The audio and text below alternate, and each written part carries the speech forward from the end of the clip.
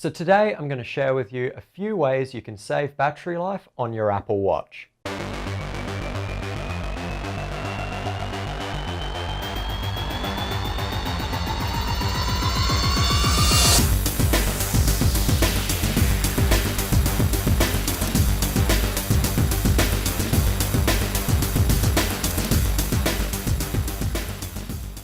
Hey guys, Editing Josh here. So I just wanted to say make sure you stick around right until the end of the video because there's tips and tricks all the way up until the end. Now this first one's probably going to save the most battery life out of all of the tips, and that's because we're turning off the setting Wake Screen on Wrist Raise. With this feature turned off, your screen will no longer wake up when you raise your wrist, and you'll either have to tap on the screen or press one of the buttons on the watch. Now you get to this option by going into General Settings, then scrolling down to Wake Screen, and then turning off Wake Screen on Wrist Detection. In this same menu, you can choose how long your watch stays on when you tap the screen. I suggest having 15 seconds selected since 70 seems too long and there is no middle ground. The same options are available to change from the Settings app on your Apple Watch. Next up, we can change the brightness level of your Apple Watch's screen. This can be changed by going to the brightness and text size menu of either the Apple Watch app or the Apple Watch settings menu. The top slider has the brightness level for your Apple Watch. Sliding this all the way down doesn't seem to have a dramatic difference, but it will save a considerable amount of battery life on your watch.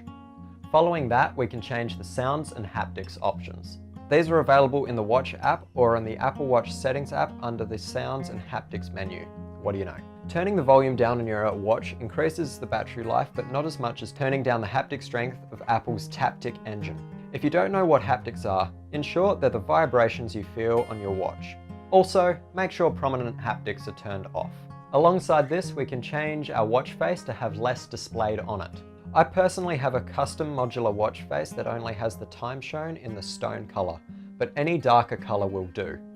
If this doesn't suit you, you can change your detail settings of the face so that your watch shows less detail. The Apple Watch uses an OLED display, which means each pixel is individually backlit and black pixels do not have any backlight. Having as many black pixels as possible means that the most battery life will be saved. Hence why I have the custom watch face only showing the time when I'm really desperate. These settings can only be changed on the watch for now. Next up, under the notifications section of the Watch app, there is a slider called Notifications Indicator. The notification indicator is the little red dot you get above your watch face when you have a notification. Now turning this off may not save much battery life, but going off what I said before, the more pixels that are black, the more battery life you'll save. Also under the same menu, there are sub-menus for all the apps you have installed on your watch. Now this may be a bit time consuming, but going through each of these sub-menus and turning off everything you don't want to be displayed in notifications will save a lot of battery life because, well, you're not going to be getting any notifications from those apps. Now heading down even further, still in the notifications menu, there are sliders for, again, many of the apps you have installed on your Apple Watch. Now turning these off will turn off all notifications from that app on your watch. I suggest going through all of these and turn off the ones you don't want. I personally only have 4 of these on. Next up, we can turn off any glances we don't want to see on our watch. Glances are the apps that show up when you swipe upwards from the watch face. These will decrease battery life because, with a few exceptions like the heart rate glance, they'll refresh constantly. The heart rate glance refreshes every few minutes. The following 3 changes are under the General tab and the Accessibility menu. First, we have Grayscale. Grayscale turns your full color Apple Watch display into a monochrome display. Not the greatest tip in this list, but it will still save some battery life. Next, we have the Reduce Motion setting. This will turn off most of the animations on your Apple Watch. For instance, the home screen will not have the shrinking of apps that are towards the edges of the screen. Just under this setting, we have the setting called Reduce Transparency. This setting, amongst other things, will reduce the blurring of your watch face when you swipe down your notifications menu. Basically, it does right what it says on the label. Now just under the General tab, there are 2 settings called Handoff and Wrist Detection. Handoff is the feature Apple recently introduced where if you have another Apple device that is connected to your Apple ID, the internet and Bluetooth, you can transfer what you're doing from one device to another, as long as both devices have the app. If you do not have a second Apple device or you just don't care for this feature, then turn this off so you can stop any unwanted communication to and from the Apple Watch. If you're using a passcode, wrist detection will lock your Apple Watch if the watch detects that you're not wearing it. If you don't use a passcode, you might as well turn this off. Also under the General tab, there is a slider called Automatic App Install. When this is turned on, apps that you download onto your iPhone will automatically install onto your watch. The only reason I'd turn this off is if you're in a pinch and you don't want to waste precious battery life by installing apps you don't need straight away. Of course, you will have to install these apps later manually. Next up, we have the Workout Power Saving mode. From the Apple Watch app, scroll down to the Workout app and then tap the Workout Power Saving mode slider. This will disable the built-in heart rate sensor on your Apple Watch, but it will not disable any heart rate sensors connected via Bluetooth. If no heart rate sensor is connected, then calorie burn statistics will be less accurate. Along the lines of the Workout Power Saving mode, there's a privacy setting called Motion and Fitness. In this menu, you can turn off heart rate sensing as well as fitness tracking. Turning off fitness tracking will turn off the pedometer so you won't be able to track your daily steps. Now this setting has to be changed on the Apple Watch itself. Hey Siri is a feature that is constantly listening for you to say, well, hey Siri. Turning this off will save you battery life. To turn this off, you go to the Settings app on your watch, you then go to General, and scroll down until you see Siri.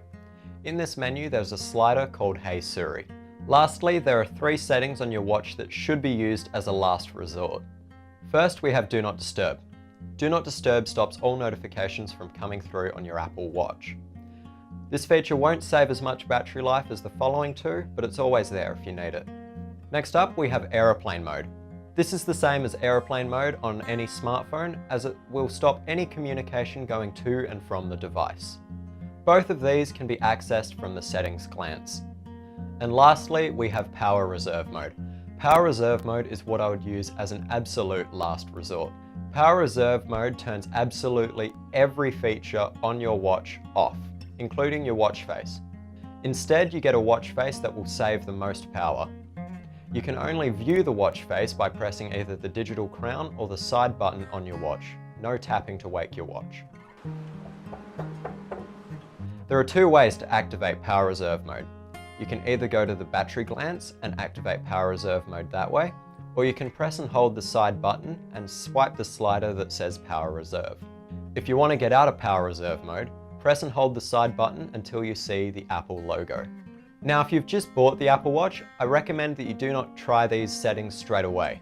I found that in the first few days of using my Apple Watch, the battery did not last past midday. I blame this purely on the fact that it was a new piece of tech and I was going through every menu and trying out every app. Give your watch a chance for a few days, and if you're still having trouble, come back to this video and change some settings. If you're still having trouble a few days after that, post a comment down below and I'll try and help you as best I can. Now, I've given you a heap of tips, but to be honest here, I don't use most of them myself. Personally, I find the battery life on the Apple Watch to be completely fine. At the end of most days, I generally have over 50% battery remaining, and I'd consider myself quite a heavy user. Of course, I've turned off the notifications I don't want, as well as a few other things, but I use a full color, full detail watch face, as well as most of the features listed previously in this video.